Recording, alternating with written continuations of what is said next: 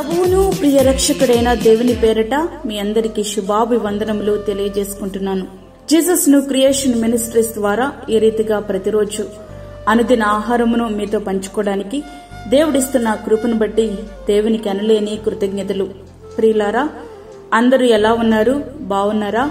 మీరందరూ కూడా క్షేమంగా ఉండాలని ప్రతిరోజు మీ కొరకు మేము ప్రార్థిస్తున్నాము. అదేవిధంగా మా యొక్క ఈ చిన్ని పరిచర్య కొరకు మీరు కూడా అనుదిన ప్రార్థనలో జ్ఞాపకము చేసుకోవాల్సిందిగా మనవి చేస్తూ ఉన్నాను. వాక్య ధ్యానంలోనికి మనం వెళ్దాము. 1వ సమూయేలు 1వ అధ్యాయము 10-11 వచనములు. బహు దుఃఖక్రాంతురాలై వచ్చి యెహోవా సన్నిధిని ప్రార్థన చేయుచు బహుగా ఏడ్చుచు, సైన్యములకు అధిపతియగు యెహోవా, నీ సేవకురాలైన నాకు కలిగి ఉన్న శ్రమను చూచి నీ సేవకురాలనైన నన్ను మరొక జ్ఞాపకము చేసుకుని నీ సేవకురాలైన నాకు మగపిల్లను దయచేసిన ఎడలా వాని తల మీదికి క్షౌరపు కత్తి ఎన్నటికీ రానియక వాడు బ్రతుకు దినములన్నిటను నేను వానిని యెహోవానగు నీకు అప్పగింతునని మ్రొక్కుబడి చేసుకొనేను. హన్నాకు కలిగిన దుఃఖం ప్రార్థన చేయడానికి ప్రేరేపించింది. పిల్లలు పుట్టడం ఆలస్యమైతే నీవే కారణమంటూ ఒకరు, లేదు నీవే కారణమంటూ మరొకరు తగులాడుకుంటూ కుటుంబంలో శాంతి సమాధానం కోల్పోయే భార్యాభర్తలకు హన్నా జీవితం గొప్ప మేల్కొల్పు. దేవుని సన్నిధిలో రోధించి పొందుకునే బిడ్డలు అత్యంత ప్రయోజకులయ్యే అవకాశాలు చాలా ఎక్కువ. హన్నా కుమారుడైన సమూయేలు గొప్ప ప్రవక్త అయ్యాడు. ఇశ్రాయేలులకు చిట్ట చివరి న్యాయాధిపతి ఇతడే. హన్నాకు దేవునితో సరియైన సంబంధం ఉంది. దేవునికిని మనకును గల వ్యక్తిగతమైన సంబంధాలే మన ప్రార్థనలకు జవాబును తీసుకుని వస్తాయి. ఆయన ఏమై ఉన్నాడో, ఆయన ఏమి చేయగలడో అట్లాంటి గ్రహింపు నీవు కలిగి ఉండాలి. హన్నాలో గొప్ప భారం ఉంది. షిలోహు మందిరములో హన్నా తన వేదనను దేవునికి మనసులోనే చెప్పుకుంటుంది. పెదవులు మాత్రం కదులుతున్నాయి, స్వరం మాత్రం బయటకు వినిపించటలేదు. ఏలీ అయితే ఆమె మద్యం సేవించింది అని అబద్ధం చేసుకున్నాడు. నా ఏలినవాడా, నేను మనోదుఃఖము గలదాననయ్యున్నాను.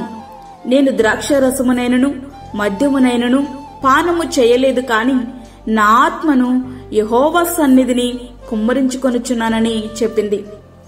ఆత్మతో ప్రార్థించే అనుభవాన్ని హన్నా కలిగి ఉంది. అవును ప్రియ స్నేహితుడా, కొన్ని సందర్భాలలో మనుషులు నిన్ను అపార్థము చేసుకున్నా దేవుడు మాత్రం నిన్ను అర్థం చేసుకుంటారు.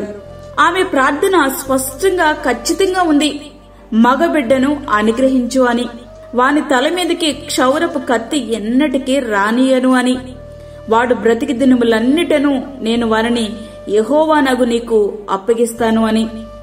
దేవుడేమన్నా ఇస్తే దానిని తన స్వార్థానికి కాక ఆయన మహిమార్థం వాడడానికి హన్నా ఇష్టపడుతుంది. బిడ్డలు కావాలని మనం ఎందుకు ప్రార్థిస్తున్నామో దానిలో అంతర్లీనంగా మన స్వార్థం కూడా ఉంది. వాడు పెద్దయ్యాక మన యోగక్షేమాలు చూస్తాడని. కాని హన్నాకు అట్లాంటి తలంపులు లేనే లేవు. నీవిచ్చిన బిడ్డ నీ సేవకే అంకితం అని ప్రార్థిస్తుంది. ఇది ఎంత అద్భుతమైనటువంటి తీర్మానమో కదా. అవును, దేవుడు తన ప్రార్థనకు ప్రతిఫలమిస్తాడని ఆమె విశ్వసించింది. షిలోహు మందిరములో ప్రార్థించిన తరువాత తన ఇంటికి వెళ్లి దుఃఖ ముఖముతో ఉండకుండా సంతోషముతో భోజనము చేయుచుండెను. ప్రార్థనకు దేవుని నుండి సమాధానం వచ్చినప్పుడు ఆమె కృతజ్ఞత చూపుతుంది. హన్నా గర్భము ధరించి దినములు నిండినప్పుడు ఒక కుమారుని కని నేను యెహోవాకు మ్రొక్కుకొని వీనిని అడిగితననుకొని వానికి సమూయేలను పేరు పెట్టెను. సమూయేలు అను పేరునకు దేవుని యొద్ద అడిగి పొందినది అని అర్థం. దేవునికిచ్చిన మాట చొప్పుననే దానికి కట్టుబడి ఉంది హన్నా. 1వ సమూయేలు 1వ అధ్యాయము 28వ వచనం. మనము ఆపదల్లో ఉన్నప్పుడు మన మనసుకు ఏది తోస్తే అది, మన నోటికి ఏది వస్తే అది మ్రొక్కేసుకుంటాం. మన మ్రొక్కుబడులను చూచి కాదు గాని ఆయన కృపలో మనలను జ్ఞాపకం చేసుకున్న తర్వాత ఆయన్ని మనము మర్చిపోతూ ఉంటాం. హన్నా అట్లాంటి వ్యక్తి కానే కాదు. షిలోహు మందిరంలో ఏదైతే మ్రొక్కుకుందో అదే చేసింది. తన బిడ్డను తీసుకుని వచ్చి దేవునికి ప్రతిష్ఠించింది. ప్రియ స్నేహితుడా, వాక్యం ఉంటున్నటువంటి ప్రియ దేవుని బిడ్డ, పిల్లలు, ఆస్తులు, అంతస్తులు, ధనధాన్యాలు అన్నీ దేవుడిచ్చినవే. ఆయన ఇచ్చిన వాటిలో కనీసం కొంతైనా ఆయన కోసం నీవు ఖర్చు చేయగలుగుతున్నావా? మరి హన్నా యొక్క జీవితం మన ఆధ్యాత్మిక జీవితాలకు గొప్ప సవాలు. హన్నా దేవుడు తనకిచ్చిన కుమారుణ్ణి దేవునికే ఇచ్చేసింది. మరి నువ్వేమిస్తున్నావు? ఒక్కసారి నీ హృదయాన్ని పరీక్షించుకో. దేవునికి నువ్వు మొక్కుకున్నటువంటి మొక్కుబడులను నీవు చెల్లించు. ఆ రీతిగా మన జీవితాలు మనం సరిచేసుకుందాం, సరిదిద్దుకుందాం. అట్టి కృప ధన్యత ప్రభు మనకి అనుగ్రహించునుగాక. ఆమేన్. వాక్యం విన్న ప్రియ దేవుని బిడ్డ, ప్రార్థనలో ఏకీభవించు. పరిశుద్ధుడైన తండ్రి, ప్రేమగల యేసు ప్రభువా, శ్రేష్టమైన అమూల్యమైన మరి యొక్క దినము మా జీవితంలో మీరు అనుగ్రహించారు. నీకు వందనాలు. ప్రతి విధమైన శోధన, కీడు, ప్రమాదము, తెగుల నుండి మమ్మల్ని కాపాడండి. గర్భిణీ స్త్రీలను, చంటి బిడ్డలను, వృద్ధులను మీరు జ్ఞాపకం చేసుకోనండి. వారికి కావలసినటువంటి నీ కృపను సమృద్ధిగా మీరు అనుగ్రహించండి. వారి యొక్క శోధనలో, కష్టంలో, ఇబ్బందుల్లో మీరు తోడుగుండండి ప్రభువా. ఓ తండ్రి, ఎవరైతే ప్రభువా ఇబ్బందులతో ఉంటున్నారో, ఇరుకుల్లో ఉంటున్నారో, కష్టములలో ఉంటున్నారో, ఓదార్చేవారు లేనటువంటి పరిస్థితుల్లో ఉంటున్నారు, వారందరికీ తగు నీ కృపను సమృద్ధిని వారికి దయచేయండి. అదేవిధంగా దూరదేశంలో ఉండి ప్రార్థనలో తండ్రి పాల్గొంటున్న ప్రతి ఒక్క బిడ్డను మీరు జ్ఞాపకం చేసుకోనండి. వారికి తగు కృపను మీరు సమృద్ధిగా అనుగ్రహించండి ప్రభువా. యేసయ్యా నీకు వందనాలు, స్తోత్రం. క్యాన్సర్ పేషెంట్లను జ్ఞాపకం చేసుకోనండి ప్రభా. షుగర్ పేషెంట్స్ ని, హార్ట్ పేషెంట్స్ ని మీరు జ్ఞాపకం చేసుకోనండి ప్రభువా. ఓ తండ్రి, నీ రాకడతి సమీపంగా ఉంది నాయన. మేము సిద్ధపడి అనేక మందిని మీ కొరకు సిద్ధపరచుటకు మాకు సహాయం చేయండి. మీరే మాకు తోడుగా ఉండండి.